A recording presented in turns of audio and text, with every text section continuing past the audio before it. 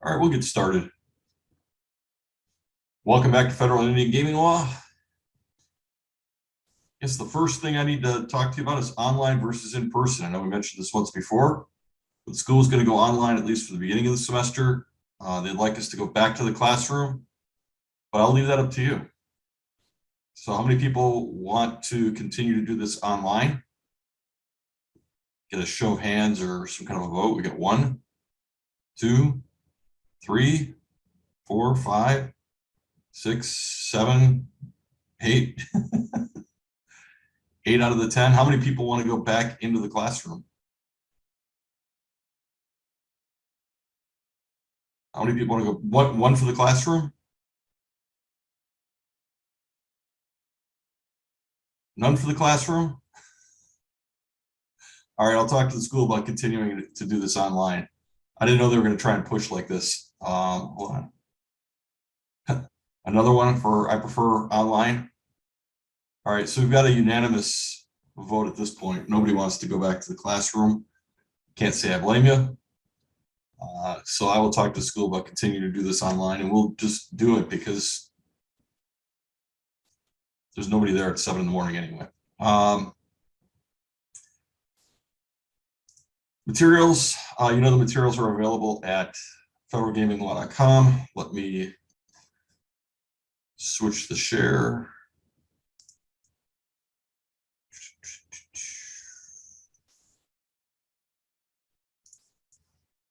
All right, this is the site. So you got the reading materials. If you go to remote learning, click videos. Class videos are up so far. So for those of you that want to go over, or if anybody missed anything, it take a while to get up there, but we should get most of the online classes should be up there. Oops, my screen sharing is paused. Why?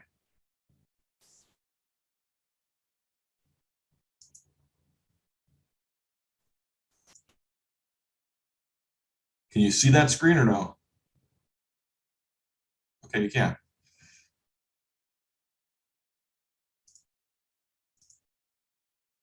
All right, for whatever reason, it told me the screen sharing was paused. Anyway, the video materials are up there now as well. Reading materials are up there. And just so nobody forgets, don't forget the different types of gambling and those different elements and the way we've gone over those. And we talked about how, in general, states and tribes are the primary authority of gaming law. So you've got states and tribes, and then you sort of have this overlay of federal law that rides on top. Indian gaming is very different than commercial gaming. It looks the same from the outside, but the looks can be deceiving. Indian gaming is all about nation building. So it's more akin to state lotteries than it is to other forms of commercial gaming, in that it's really a government function. It's a tool to raise funds for government operations and to fund government institutions. It's a relatively recent phenomenon, but that's because, historically, it comes from a different source. So historically, the history between Indian tribes and at least the federal government has not been an entirely happy one from the perspective of the Indians. In fact, it's been pretty not so nice. So in the beginning, you have sort of what we call the treaty era, after the United States becomes a country. And the tribes and the federal government enter into a series of treaties.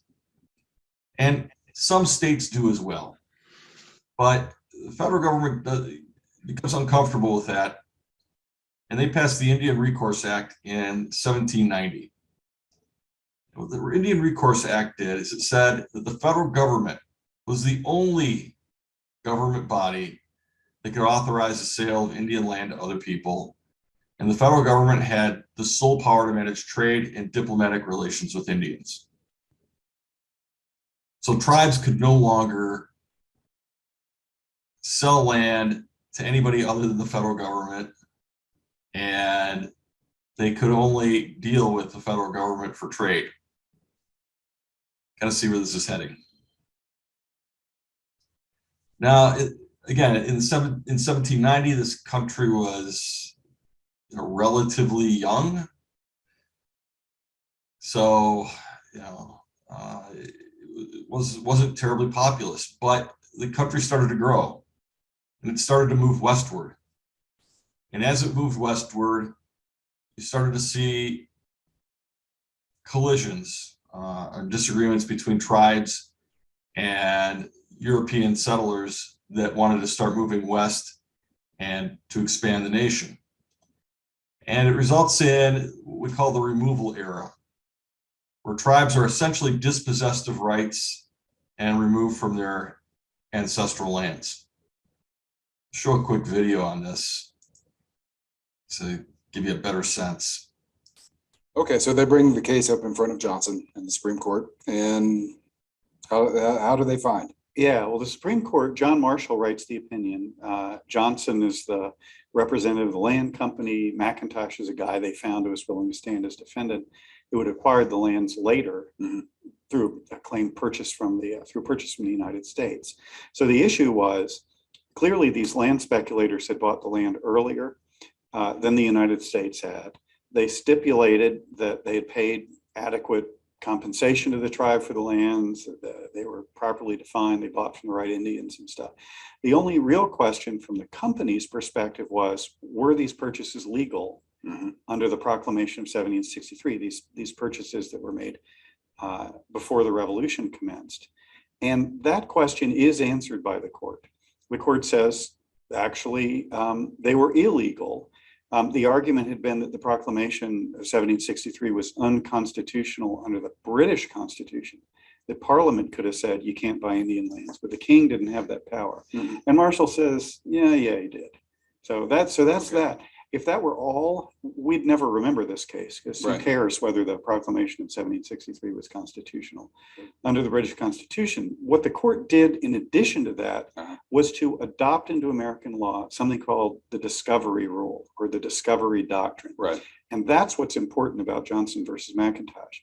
What the court said was that there's an additional reason that the company's purchase was invalid.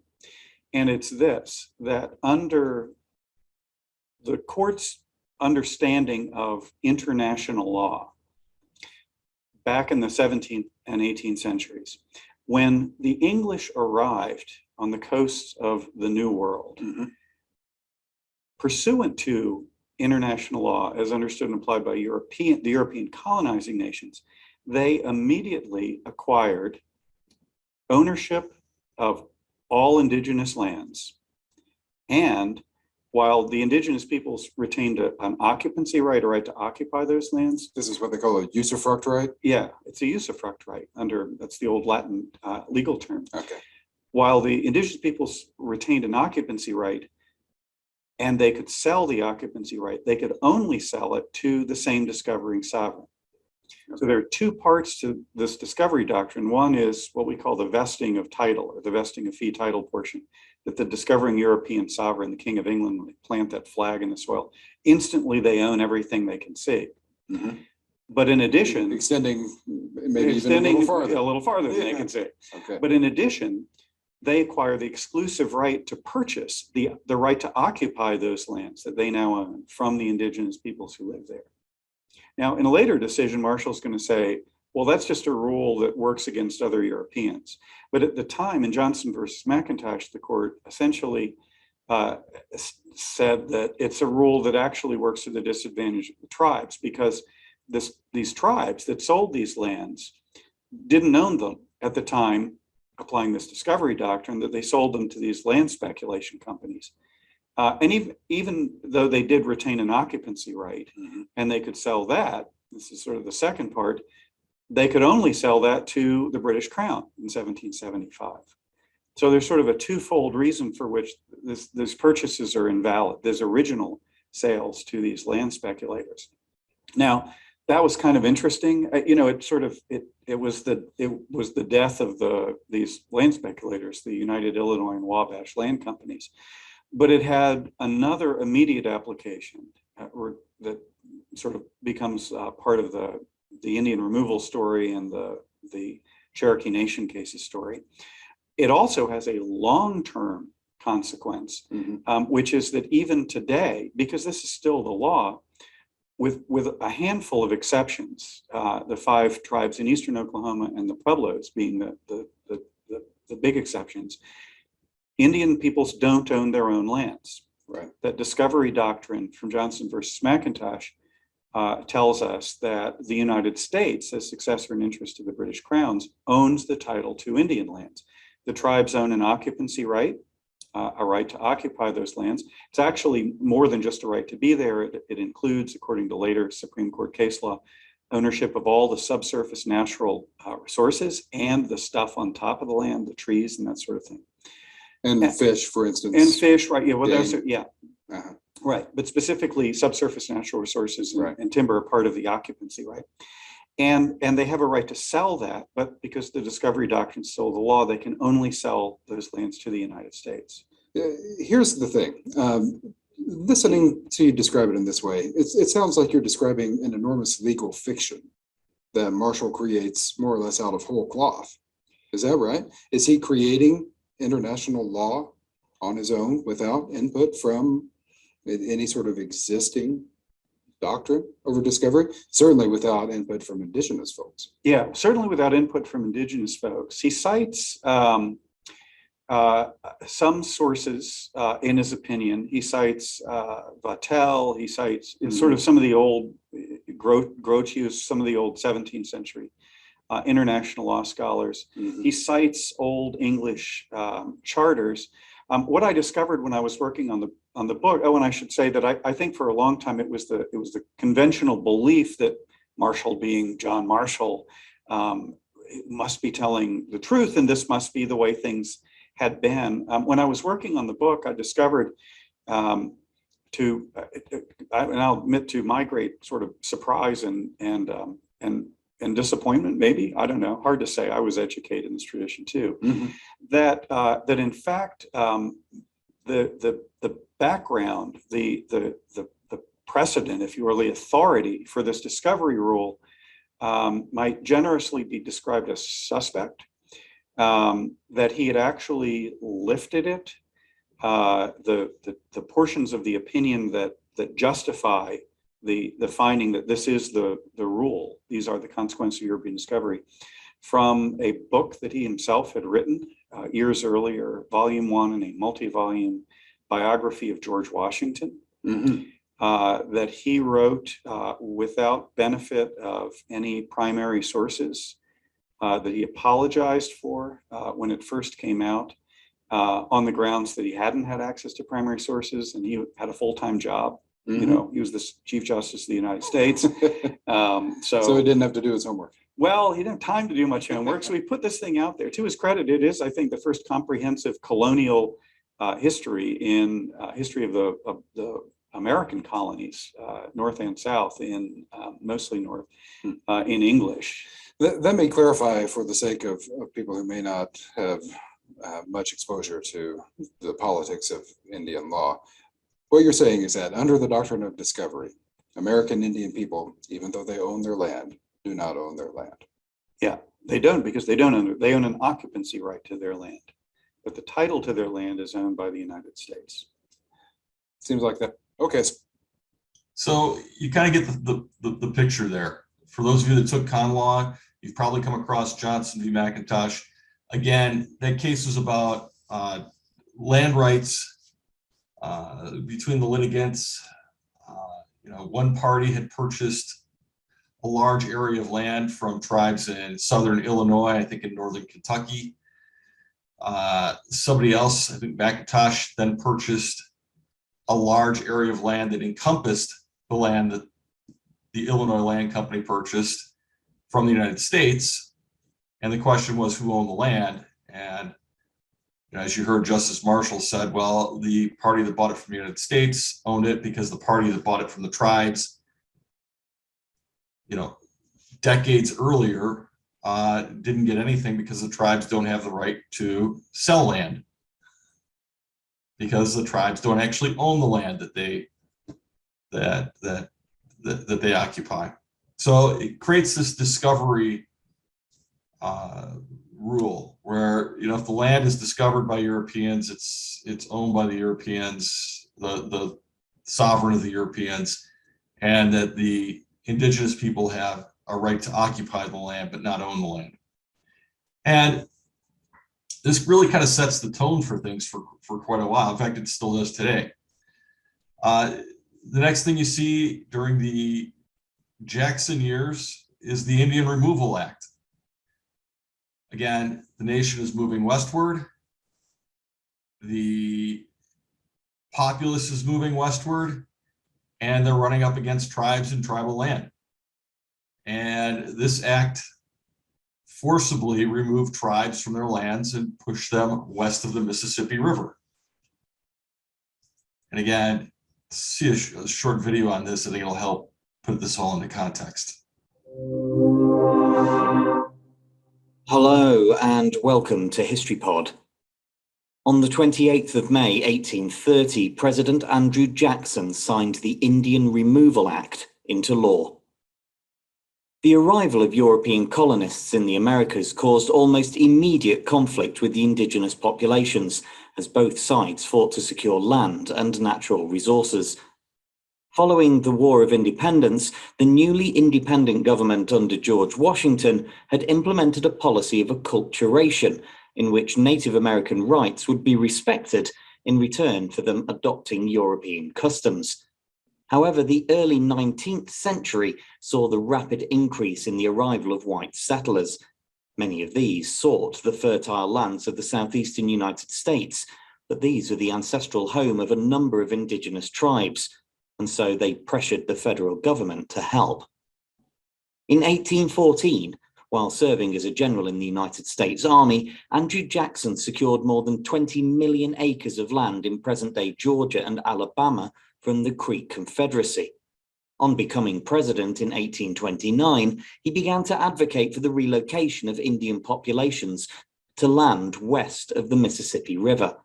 This led to the creation of the Indian Removal Act, which was controversial even at the time. After passing the House on the 26th of May by a narrow margin of 101 votes to 97, Jackson signed it into law 2 days later. The act required the government to negotiate treaties with the tribes, and while some did sign agreements with the American government, many others refused to leave their ancestral homes. As a result, tens of thousands of Native Americans were forcibly resettled by the military. Between 1838 and 1839, more than 4,000 Cherokees alone died of cold, hunger, and disease during the infamous Trail of Tears that saw approximately 17,000 tribal members forced to undertake a grueling march of more than 1,200 miles.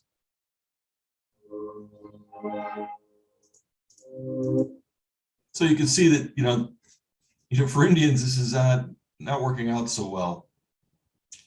So we move from that era, from the removal area, into the treaty and war area. The Bureau of Indian Affairs is actually formed, but it's formed within the War Department of the federal government.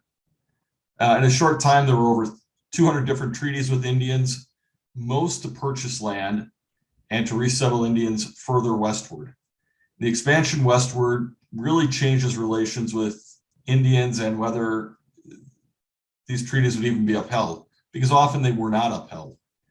The other issue you have is you have Indian tribes from one area being relocated into the ancestral lands of other tribes. And this becomes a problem as well. And finally, in 1867, the federal government enacts the General Allotment Act, or the Dawes Act. And this brings in what we call the allotment and assimilation era in the late 1800s. I should really say mid to late 1800s. And the idea here was to try to assimilate Indians into the general US population. It dispossessed tribes of tribal governance, and it put control of land into individual landowners. So tribal members were then given land and told their tribe doesn't exist anymore, essentially.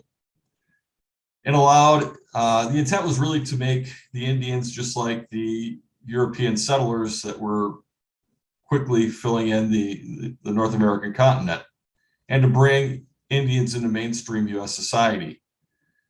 And the other goal was to really extinguish Indian sovereignty, was to remove the Indian nations permanently. But let's take a look at that as well. Because hearing me just, I don't think really gives it enough flavor.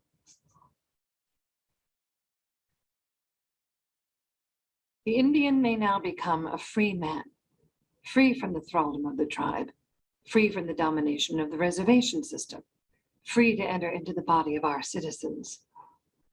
This bill may therefore be considered as the Magna Carta of the Indians of our country. Alice Fletcher. In 1887, well-meaning reformers had persuaded Congress to pass the Dawes Act. It provided for each head of an Indian family to be given 160 acres of farmland, or 320 of grazing land. Then, all the remaining tribal lands were to be declared surplus and opened up for whites. Tribal ownership and the tribes themselves were meant simply to disappear. The Dawes Act was a way to break up the whole tribal structure of Native American nations. Instead of saying you are a group of people, all of a sudden you are individual landowners, you are Americans. And so it was designed to break up community, to civilize people, to make us farmers, and to also break up our tribal structure. In 1889, the same year as the Oklahoma land rush, 2 Eastern women arrived at the Nez Perce Reservation in Idaho, determined to implement the Dawes Act. Alice Fletcher was a leader of the group that called itself the Friends of the Indians, a pioneer in the emerging field of ethnology, and one of the architects of the new law. Her companion was Jane Gay, a sometime poet who had learned the art of photography to document their time with the Indians. They had come, they believed, to save the Nez Perce from themselves by dividing up their land and making them homesteaders. Alice explained what she had called them together to hear, explained the land allotment, the meaning of citizenship, and her wish that the whole people would see the wisdom of the great change that she had come to bring upon them. Still a silence. The interpreter read the law and then sat down and waited. A little stir arose among the people, and at length one man stood up, tall, broad-shouldered fellow with an air of authority about him. He said, "We do not want our land cut up in little pieces. We have not told you to do it. We are content to be as we are." And a groan of assent ran along the dark line of sphinxes as the old man drew his blanket about him. "Our people are scattered," said another. "We must come together and decide whether we will have this law." She told them that there is nothing for them to decide. They have no choice. The law must be obeyed. Jane Gay.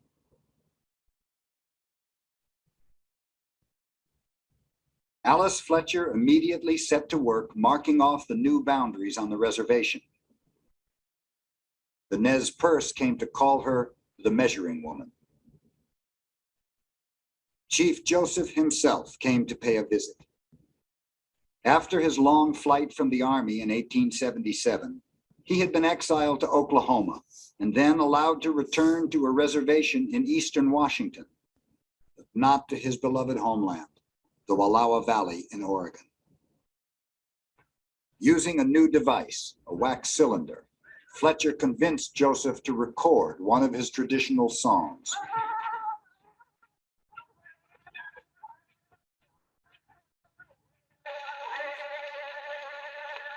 But she could not talk him into taking an allotment of land.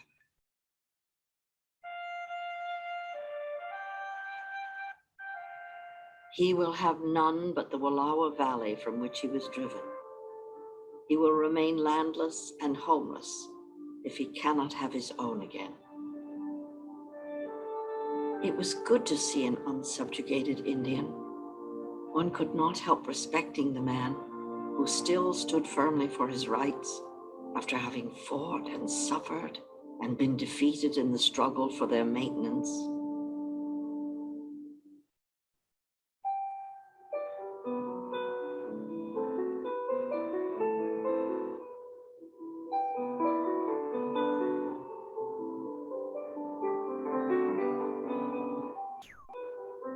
Alice Fletcher kept at it for 4 long years, trying to divide Indian lands fairly, while fending off whites who sought to persuade her to leave the best land for them. I'm nearly used up.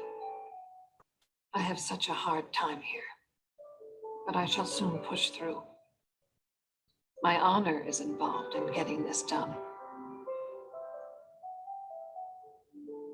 By the time she was finished, she had made more than 2,000 Nez Perce allotments, over 175,000 acres. Then she and her friends started east to Cambridge, Massachusetts, where Fletcher had been awarded a fellowship at Harvard's Peabody Museum.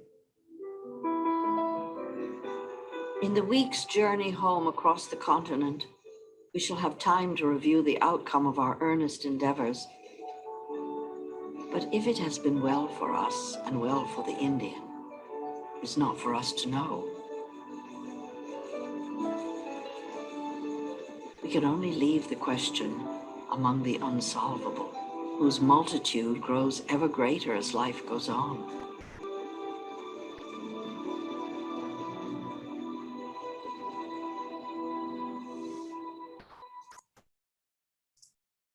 So you kind of get the idea. So from the allotment and assimilation time period in the late 1800s, right up until 1934, most Indian tribes and Indians were dispossessed of tribal sovereignty and tribal land. And that's when we get this huge change. So in 1934, we get the Indian Reorganization Act, which is still a very powerful act. And you'll see references to this in some of the court opinions that are in the materials. But it's a real change. And it's a change from allotment and assimilation to recognition of tribes again, recognition of sovereignty of those tribes. And again, the surplus lands that were supposed to be confiscated were then returned to the tribes with tribal ownership. And this is, again, a huge change. So for Indians, they've gone from, in 150 years or so, from being sovereigns to being moved from their ancestral lands to other lands, maintaining some sovereignty, being dispossessed of that sovereignty, being dispossessed of their own governments, to then coming right back around to, again, having some level of sovereignty and having some governance over tribal land. This act also encouraged tribes to adopt constitutions to sort of enhance that tribal sovereignty. During the Truman and Eisenhower years, trusteeship of Indian lands was determined, and many Indians were relocated to larger cities, or that trusteeship, I should say, was terminated, and Indians were moved to larger cities. And again, this kind of returns as sort of this assimilation idea. And there was belief that, once the Indians left their impoverished reservations and they had opportunities for better education and employment, that the quality of life for Indians in general would improve. This is despite the self-determination ideas that were present in the Roosevelt years. Now, even though tribes have their own land again, there still is a significant issue with regard to law enforcement. Anybody ever watch an old Western movie where, some robbers will go rob a bank and then they'll try to run off to Indian country? I don't know if they still have these like on Saturday morning, or I guess we don't have like UHF channels anymore. You'll see that in old Westerns. Here's a good example from the original movie True Grit. I'm Mattie Ross of near Dardanelle in Yell County.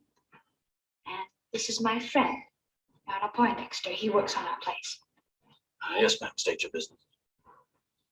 My father was killed in Fort Smith by a coward named Tom Cheney. I'm here to find out what you're doing about the murder. Well, we do know this much. His name's Chambers. He's now in Indian territory. We think he was with Lucky Ned Pepper robbing a mail hack Tuesday down on the Plateau River. He's a medium-height man with a black mark on his cheek. That's a description of Tom Cheney. There's no Chambers to it. He got that black mark when a man fired a pistol in his face and the powder got under the skin. Why aren't you out looking for him? I have no authority in the Indian nation. So, I don't know if anybody's ever seen the movie True Grit, but there's a criminal that shoots her father, and she's wondering why the sheriff isn't out looking for him. The sheriff says he can't. He doesn't have any authority on Indian land, essentially. And this was kind of an issue. It was an issue prior to the Allotment and Assimilation Act, or the General Allotment Act. It was an issue after the 1934 Reorganization Act, Indian Reorganization Act. And in response, Congress passed something called PL 280. And the idea behind PL 280 was to stop having little pockets of, or I shouldn't say little pockets, but pockets of what were basically lawless areas. Because again, remember, most of these tribes were impoverished. They had been moved from place to place to place. As you saw from some of the videos, the land that they received was often not very good land. It wasn't very productive.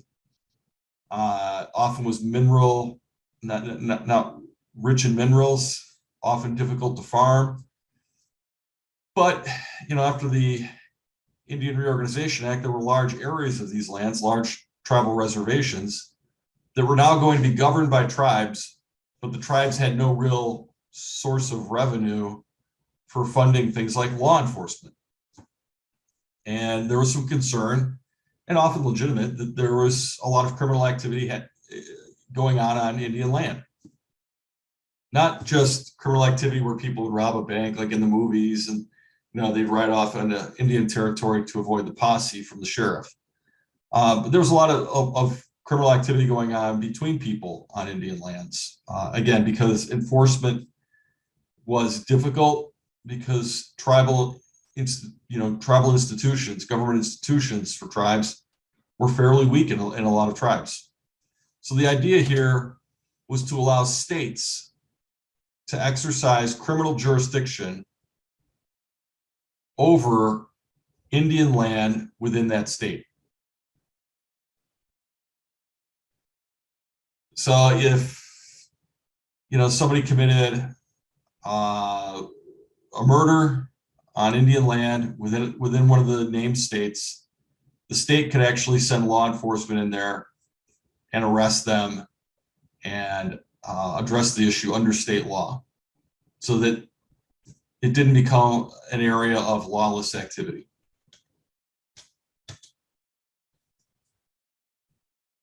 Again, it only covers criminal law.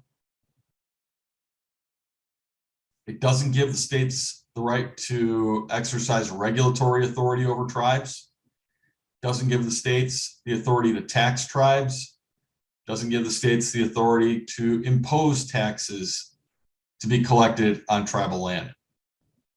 The idea was just to have states that had significant law enforcement institutions to apply criminal law onto tribal land.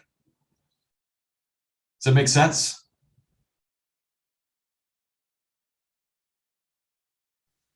So we continue on. After the Eisenhower era, you get the Kennedy era. In the Kennedy era, it's called self-determination.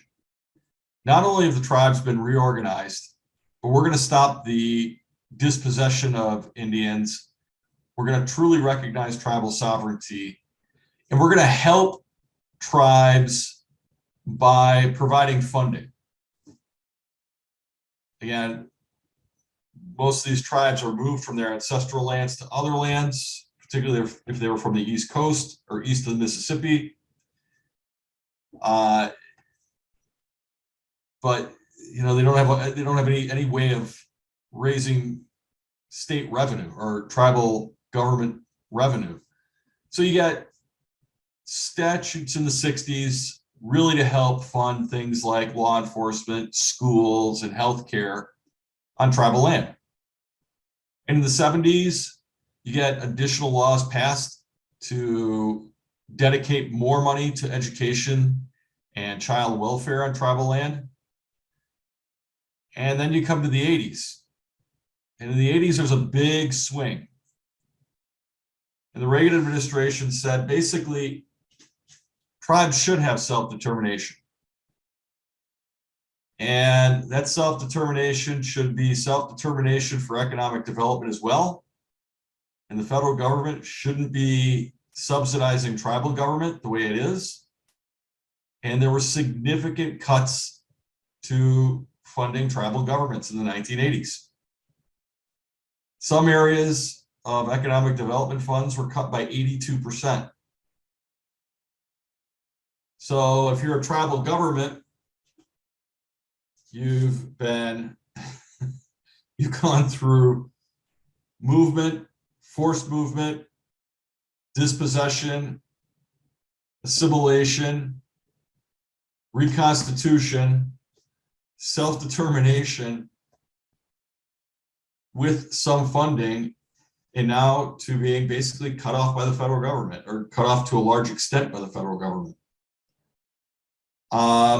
And tribes at this point were encouraged to engage in free enterprise. Now, again, if you're a tribal government running a reservation or running Indian land that is, you know, for example, remotely located in South Dakota with no resources, you know, the land's not fertile for farming, what do? And other places, you know, in Florida, where the Seminoles have land, they're a recognized tribe, but they don't have a contiguous reservation. They've got these little pockets of land throughout Florida. You know, none of them are really all that big. What do you do with that? How do you engage in free enterprise to raise money for government institutions for the tribe? And that brings us to Seminole v. Butterworth. Again, this is the 1980s. Anybody get the basic facts of this one?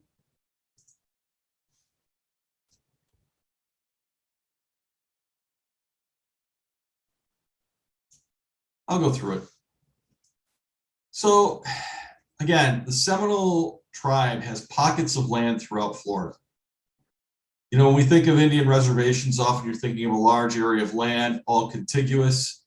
That wasn't the case for the Seminoles. They had pockets of land in different parts of the state, and it made it difficult for the tribe to generate revenue, to generate economic growth.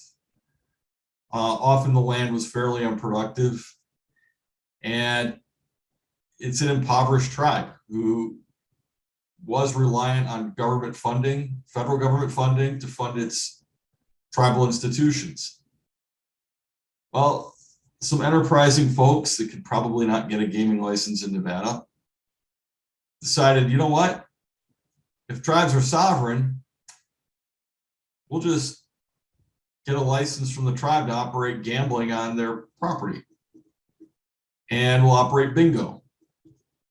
And for the Seminoles, this is kind of found money. And the deal is that these developers will put up a bingo hall and they'll offer high stakes bingo and they'll give the tribe 10% of the profits.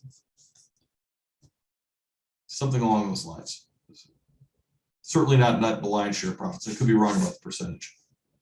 And so the facility gets built. Now, again, the facility does not have to meet state, county, or local building codes. And it's put up hastily. Anybody know anything about weather in Florida? They ever get bad weather in Florida?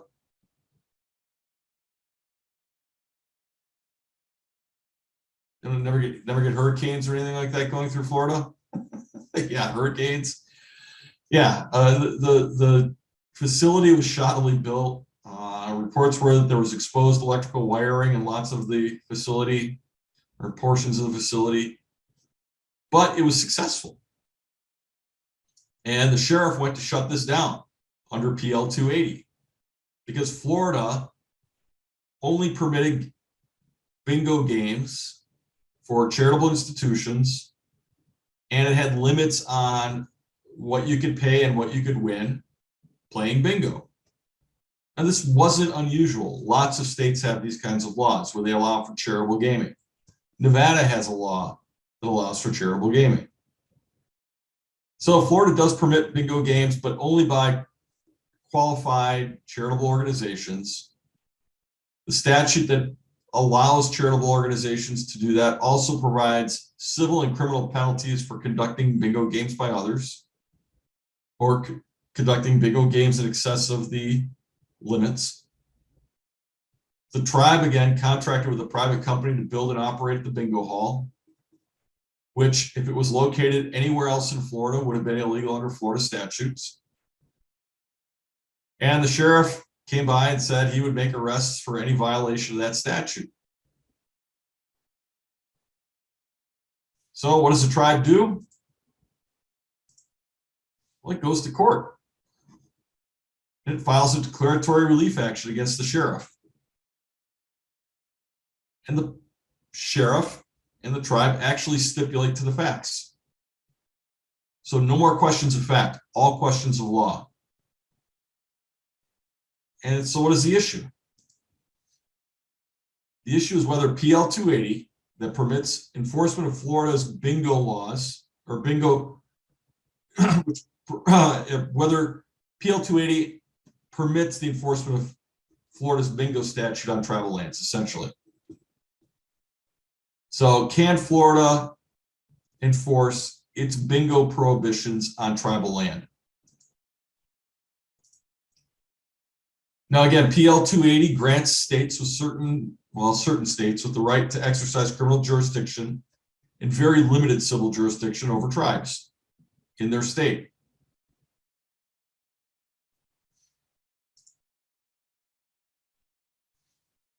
The civil jurisdiction only extends to the extent necessary to resolve private disputes between Indians and private citizens. But PL 280 does not allow the state to regulate activity on tribal land. So what do you think the issue is?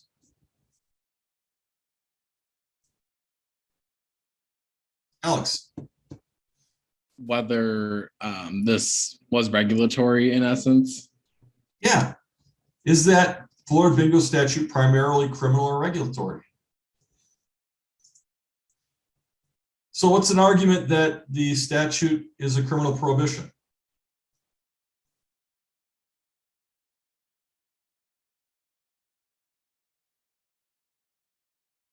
Well, the law has criminal penalties.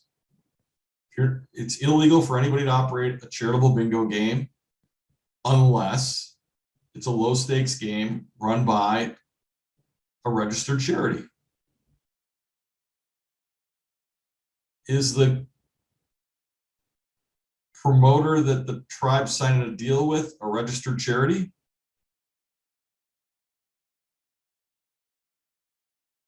No. Are they operating a low stakes bingo game? No. They're running it as a business. It's high stakes bingo. And that clearly violates the criminal portions of the statute. What's the argument that it's regulatory?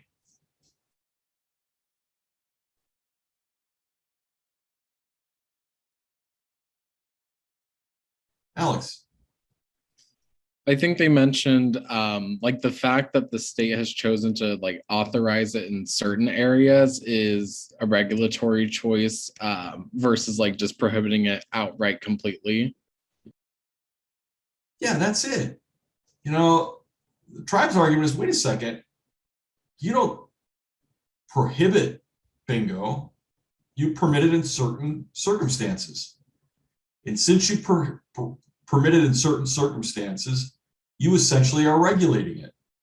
And if you can regulate bingo, state of Florida, then we, Seminole Tribe, co-equal sovereigns, can regulate bingo. And our regulations don't have to be the same. And so it goes to the court and it gets up to the Fifth Circuit. And the Fifth Circuit held that, yeah, the tribe can do that. That law that you have about bingo is primarily regulatory. It's a criminal violation to violate this regulation of bingo.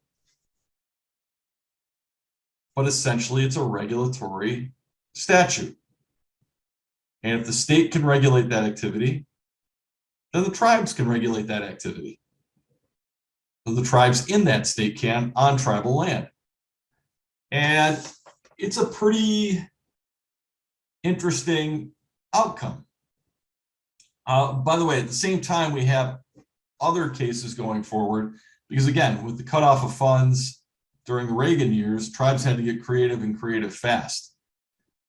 And you have a lot of other application of PL 280 that is inconsistent with this decision. So you have other courts and other circuits reaching different results. And ultimately, you get this split among the circuits. And you get, you know, whenever you have a split among circuits, there's always the chance that a case is going to come before the Supreme Court to resolve that split. And the case we get is Cabazon. So hopefully we'll get Glenn Feldman, who litigated the Cabazon case, to speak to the class. I'm still working on that. But in Cabazon, the basic facts are this. Cabazon Band of Mission Indians offers bingo and card rooms in Riverside County. They offer them in trailers. Again, this is the 80s. And the games are primarily played by non-Indians coming to the reservation to play. Now, California is seeking to apply its state statute that prohibits operating bingo games unless they're operated by a recognized charity. And again, there are some limits on the games. And Riverside County sought to apply an ordinance not only regulating bingo, but an ordinance prohibiting card games. So, you know, the way Glenn tells the story is that, you know, people are going in and out of the trailers, you know, playing cards or playing bingo. And meanwhile, you know, like a SWAT team sets up kind of in a surreal image to shut everything down when it's all happening in the open, right? You know, you don't need a SWAT team to come around and raid essentially trailers where games are being played.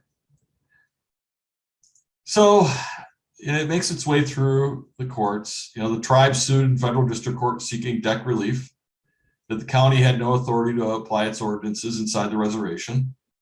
The state intervened, and it became a state case. And the state said that state also prohibited that activity. And you get a case that looks a lot like the Seminole v. Butterworth case. And the decision really turns on whether state authority is preempted by the operation of federal law.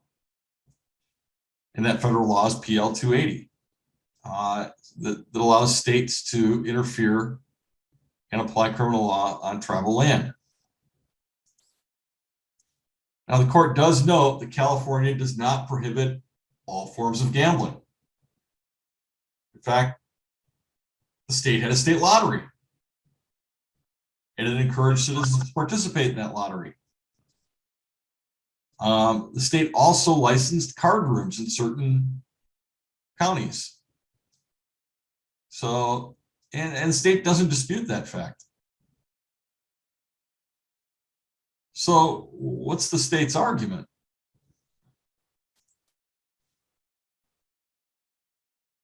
You know, why does the state really want to shut this stuff down?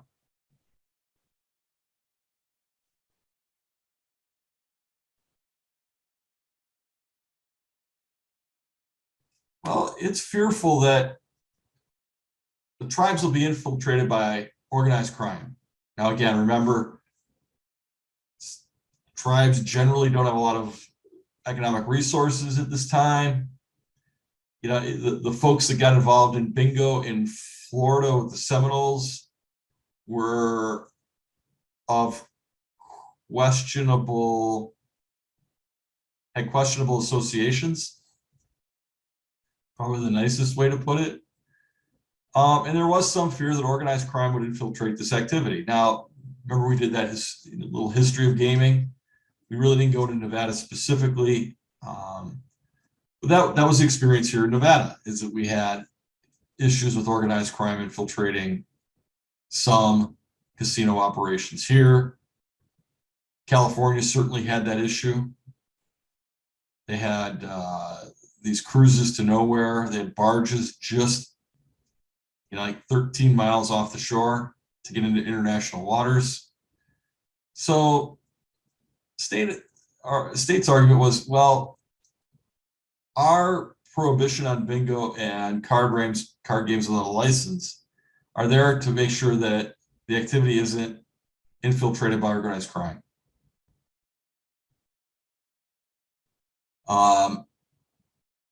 And we need to apply PL 280 to stop that. Well, the court wasn't really buying it. Again, hopefully we'll get the person that litigated this to speak to the class. But the court said, you know, this essentially the specter of organized crime isn't enough. You haven't shown any actual evidence of organized crime infiltrating tribal gaming.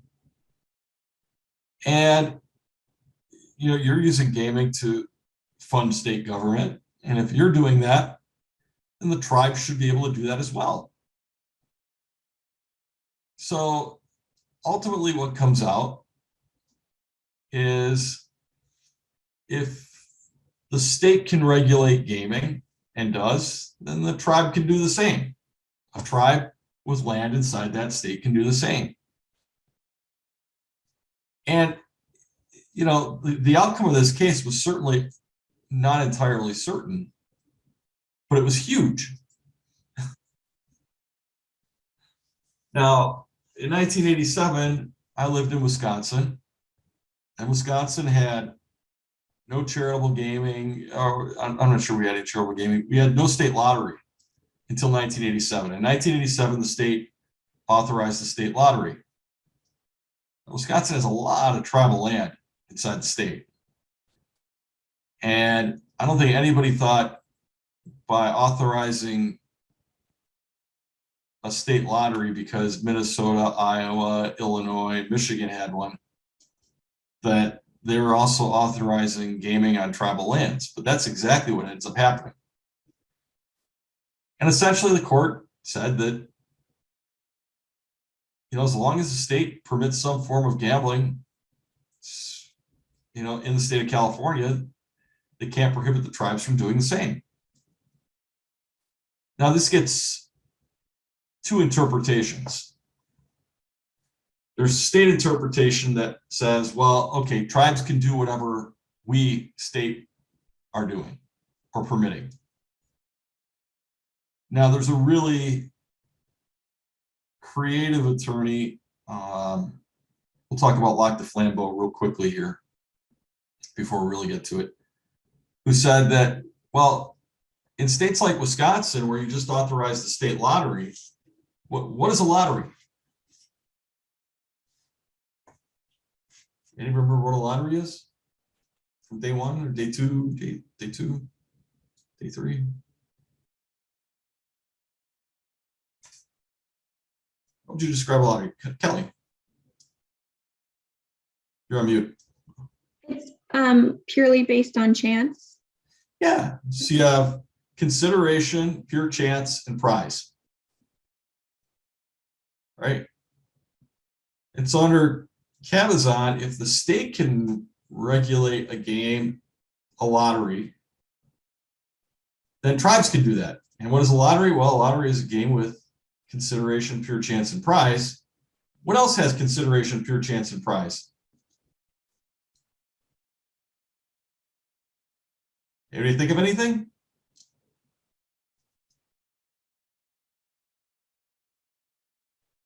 Alex.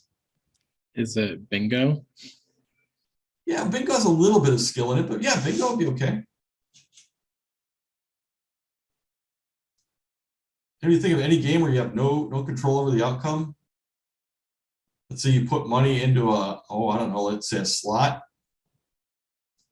and you pull a lever.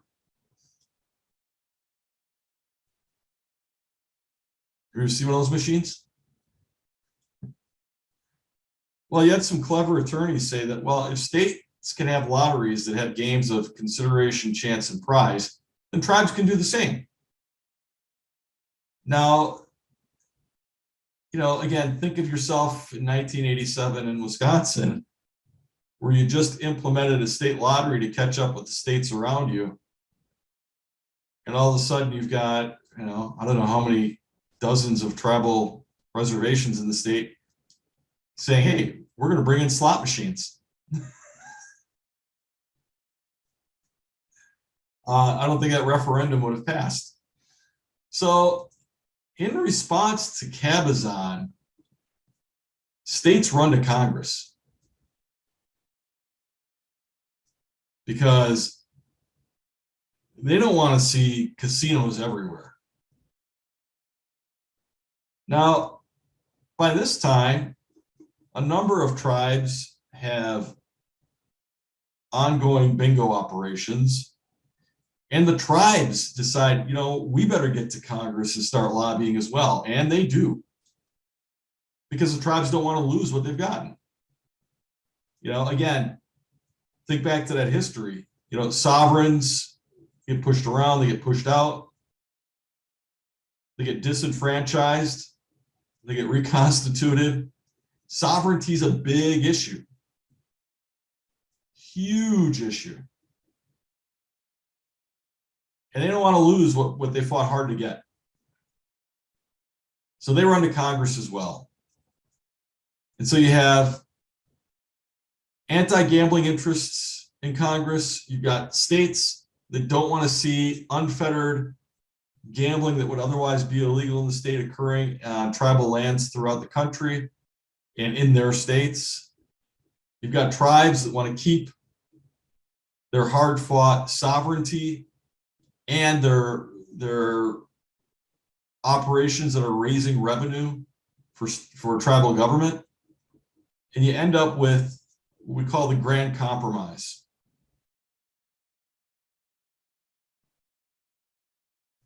And the Grand Compromise is this. It's the Indian Gaming Regulatory Act of 1988. And so what is the compromise? Well, Congress creates 3 classes of gaming. So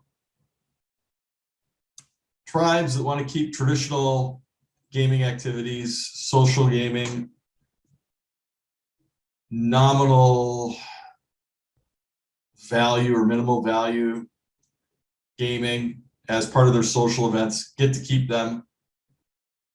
And they're defined as class 1.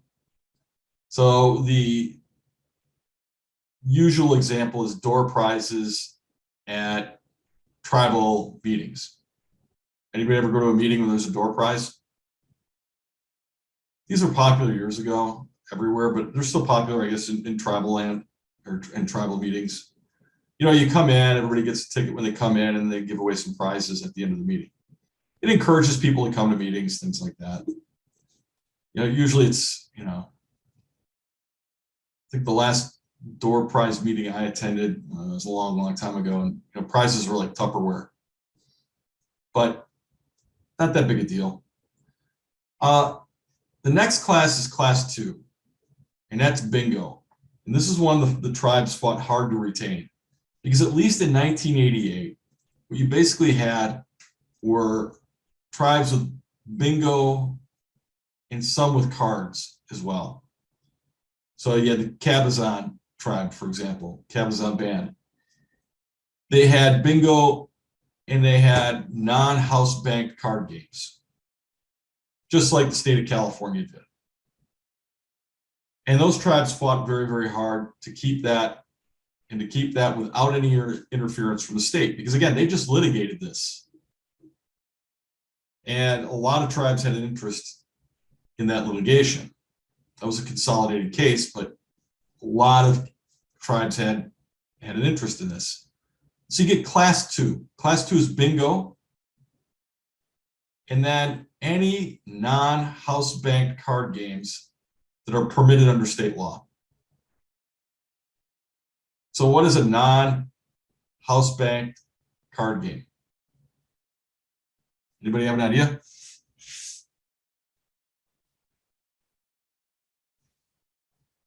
All right. Yeah, poker is one. So what's it, you know, when you play poker, who are you playing against? The other table players. The other table players. When you win money in poker, who are you winning money from? Those other players' pockets. Yep. When you play blackjack in a casino, who are you playing against? In the casino. If you win in blackjack, whose money are you taking? House money. That's the difference. Non-house bank card games are games where you're not winning money from the house. The house is not banking the prize. The house isn't a participant in the game. So poker, you're just winning from other people. The house takes a rake. House always wins. So non-house banked card games are things like poker rooms. There are some other non-house bank card games, but you know, pinochle, I don't know if anybody plays that as a gambling game or not. It's usually penny ante, sheep's head, things like that. Actually, I think there is a pay-to-play. There are pay-to-play sheep's head tournaments or shop's cuff tournaments in tribal locations, at least in Wisconsin. So those things are class 2, bingo and non-house bank card games, if the state permits those games for others. And then the state gets its way by classifying everything else as class 3. Anything that is not class 1, is not class 2, is class 3 gaming. And so you get these 3 classes, but these 3 classes matter only for tribal gaming.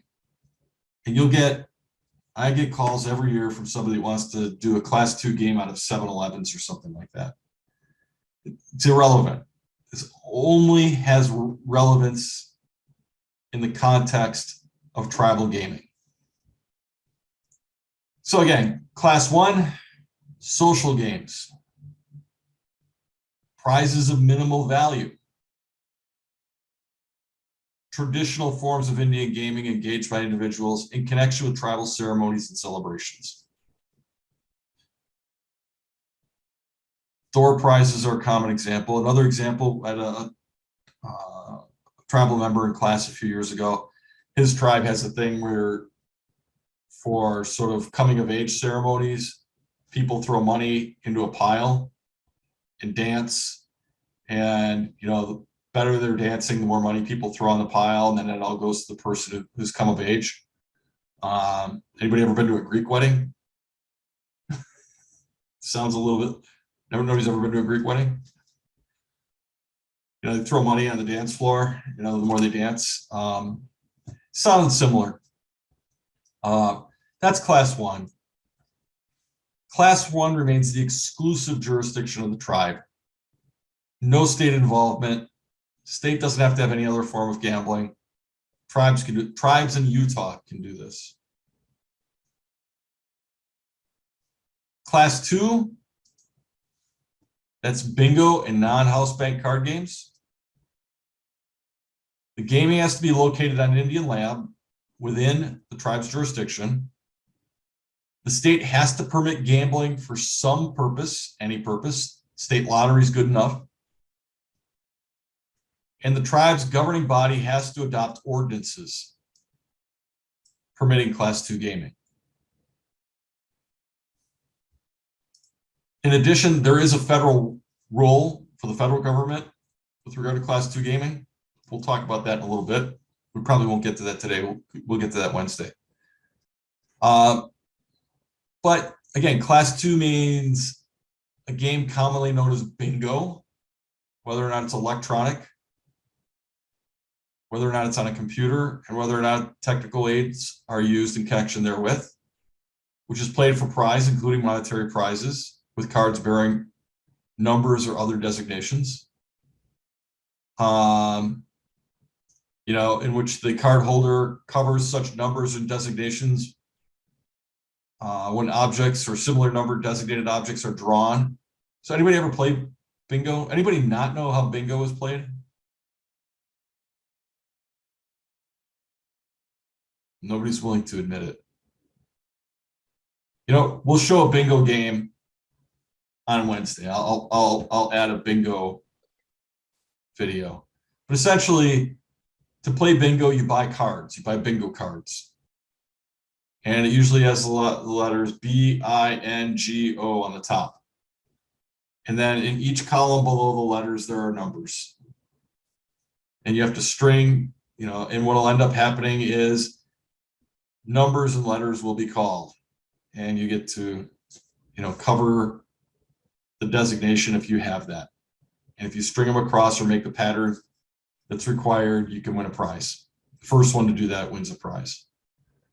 So again, bingo's fine. And then other bingo-like games in the same location as the bingo game are held are also part of this. Pull tabs, lotto, punch boards, tip jars, instant bingo, and other games similar to bingo.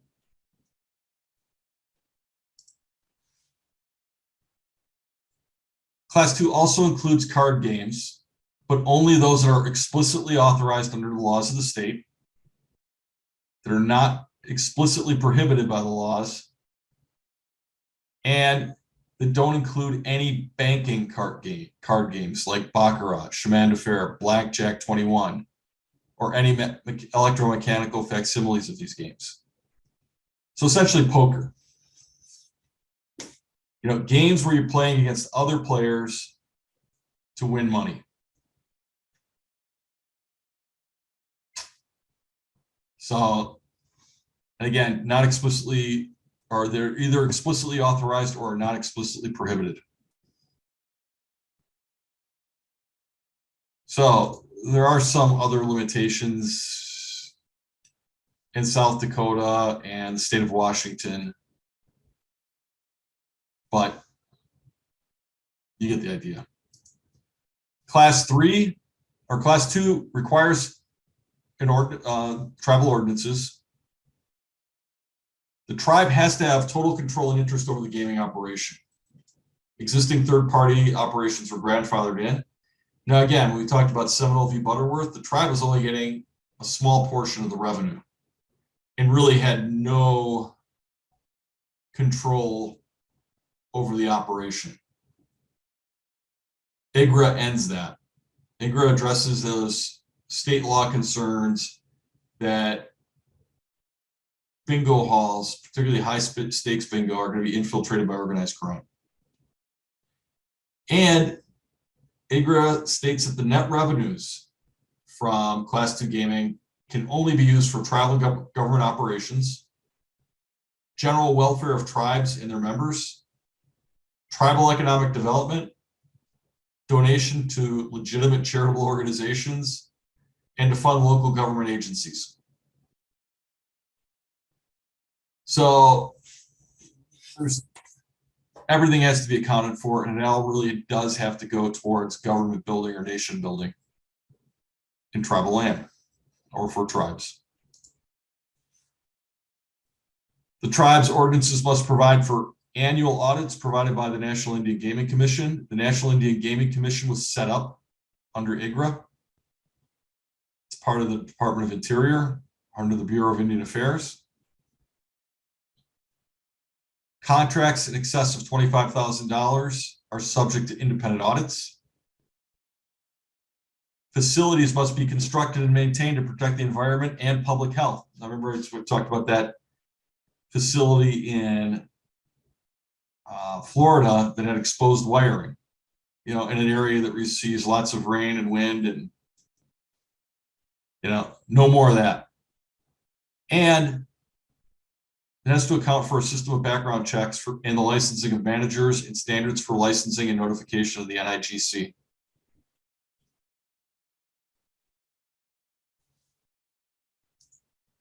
And the NIGC will consult with law enforcement regarding issues of gaming licenses.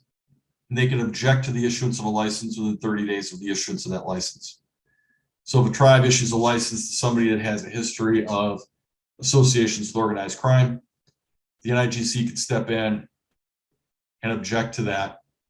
And if they have reliable information, they can revoke the license.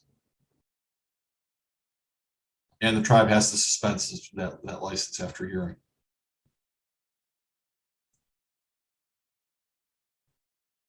We are within 5 minutes of ending. Let's stop here before we get into class 3. Are there questions about anything we've gone over yet?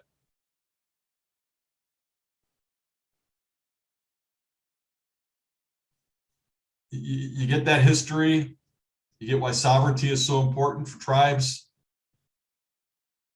You get how that kind of carries forward to today, and you can kind of see how that works its way into IGRA, these 3 classes of gaming. And you see how the states are, at least in 1987, were, somewhat fearful. I have a quick question. Fire away, please. So just because you had mentioned Utah, I always assumed that if a state said no, you couldn't even bring any type of gaming, but class 1 gives them the right without the state, huh? True. So if there's a traditional form of tribal gaming for a tribe in Utah, let's say they have that, and I don't think it was a Utah tribe that I had the class member from, where they have that sort of that coming of age ceremony. And you see this in a lot of cultures, right? Mitzvahs in Jewish culture. You see this a lot. Was it quinceañeras in Hispanic cultures?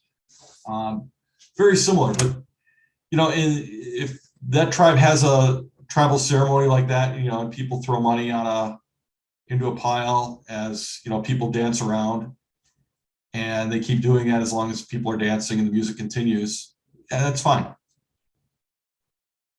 Awesome, thank you. There are others. There was a game, I think it's a Washington tribe that does it, where you stake money on the ability to find, it's like a hide and seek game. where the elders will hide certain things, and the person that finds the most of those things wins, but you have to stake something to play.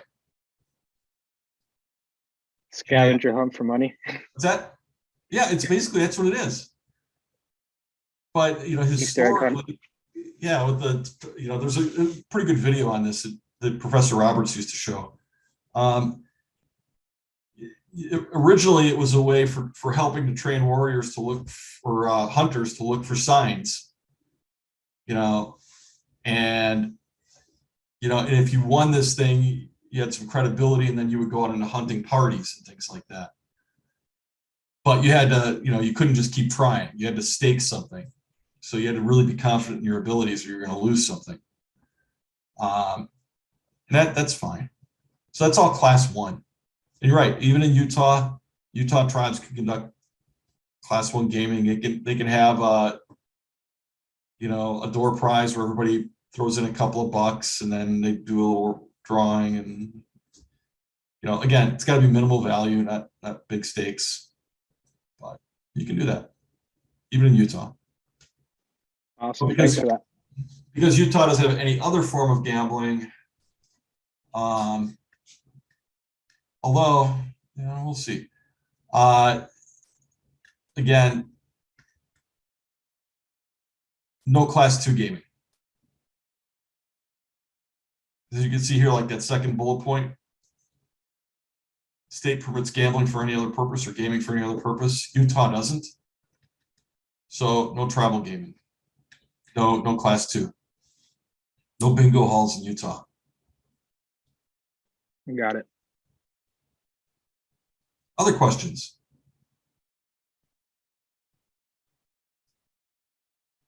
We are less than a minute from being out of time, so I know people have other classes. I will stick around if people have questions that they don't want to ask in front of the entire class, but with that, I think